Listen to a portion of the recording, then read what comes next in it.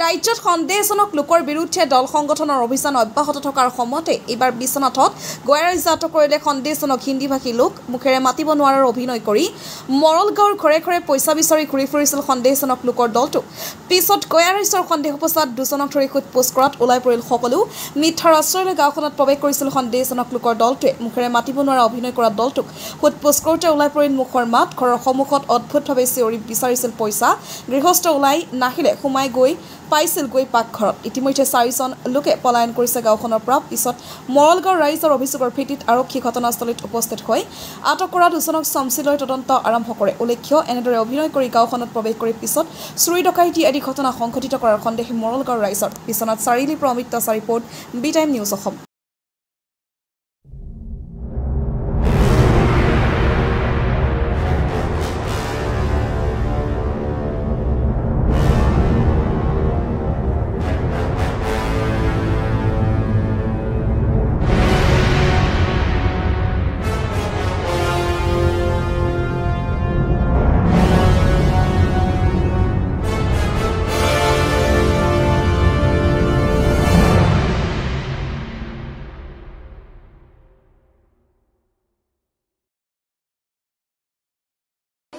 প্ৰথমতে এগৰাকী মাইকী মানুহ আহিছে।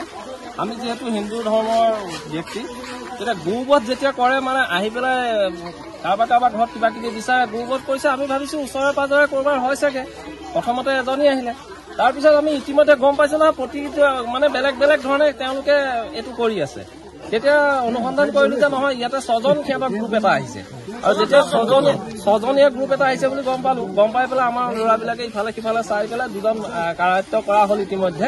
আৰু তেওঁলোকে প্ৰথমতে মুখৰে নমতাৰ ভাও ধৰে, তাৰপিছত সিহঁতে মুখৰে মাতিছে। এতিয়া যিহেতু এই ধৰণৰ এতিয়া চাওক প্ৰতি জেগাতে মানে অবৈধ বাংলাদেশীৰ বিৰুদ্ধে এটা অভিযান চলি আছে। এইসকল সম্পূৰ্ণ আমি বিচাৰিছিলোঁ আধাৰ কাৰ্ড আছেনে নাই, আধাৰ কাৰ্ডো তেওঁলোকৰ হাতত নাই। কোন হয় কি কথা আমি নাজানো যিহেতু, সেইকাৰণে আমি বৰ্তমান আমাৰ সাংবাদিকসকলকো মাতিলোঁ, মাতি পেলাই যাতে ৰাইজক আৰক্ষীক খবৰ দিয়া ইতিমধ্যে হৈছে। আপোনালোকৰ জৰিয়তে আমি এতিয়া কওঁ যে আৰক্ষীও আহি পেলাই তেওঁলোকক আচলতে কাৰায়ত্ব কৰি পেলাই ইতিমধ্যে লৈ যাব লাগে। আৰু অদূৰ ভৱিষ্যতে যাতে গাঁওবিলাকত তেওঁলোক যেনেকে প্ৰৱেশ কৰিছে, ইয়াত চোৰ ডকাইতি এইবিলাক হোৱাৰ সম্ভাৱনা নথকা নহয়। এতিয়া দিনত আহি পেলাই কি চাব মেলিব, আৰু ৰাতি এইটো এতিয়া যেতিয়া গৌবধ বুলি যেতিয়া পাইছে যে হিন্দু ধৰ্মৰ ব্যক্তি, গৌবধ কৰিলে চবেই পইচা দিব বা কিবা সামগ্ৰী দিব, সেইবুলি তেওঁলোকে যেতিয়া ইয়াৰ এটা দুৰ্বল দিশটো তেওঁলোকে লৈ লৈছে। ৰাইজক অৱগত কৰিম যে আৰু বহু জেগাত চাগে এনেকুৱা ধৰণৰ হৈ আছে, আপোনালোক সদায় সচেতন হৈ থাকক। মুঠ কেইজন আয়া হৈছিলে? কেইবাটাও দল আছিলে, দল ভাগ হৈ ঘৰে ঘৰে সোমাইছিল নেকি?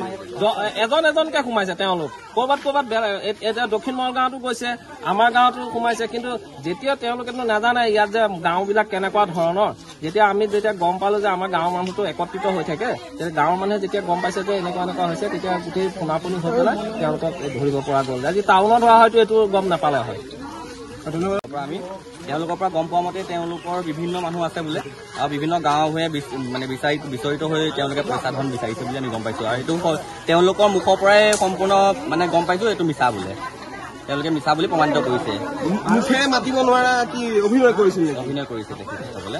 অভিনয় কৰি তেখেতসকলে আমাৰ যেনেকৈ হিন্দু ধৰ্মত দৌৰ মৰিলে যেনেকৈ পইচা বিচাৰি মানুহৰ ঘৰে ঘৰে যায়, তেওঁলোকে এনেকুৱা মানে আচৰণ দেখুৱাইছে। কোন জেগা এইখন? এইটো মৰলগাঁও, বিশ্বনাথৰ মৰলগাঁও। নাম কিবা গম পাইছে নেকি? কি নাম তেওঁলোকৰ? নাম পোৱা নাই। তেওঁলোকে প্ৰথমতে একোৱে মান মতা নাছিলে। তাৰপিছত যেতিয়া আমি ভালকৈ সোধা মেলা কৰিলোঁ, গোটেইখিনি তেওঁলোকে লাষ্টত পিছত কৈছেগৈ এটাকে ধৰক যে তেওঁলোকে মিছাতে পইচা বিচাৰিছে, আৰু পইচা বিচাৰি বিভিন্ন গাঁওবিলাকত সোমাইছে। তেওঁলোকৰ দল আছে বুলি কৈছে।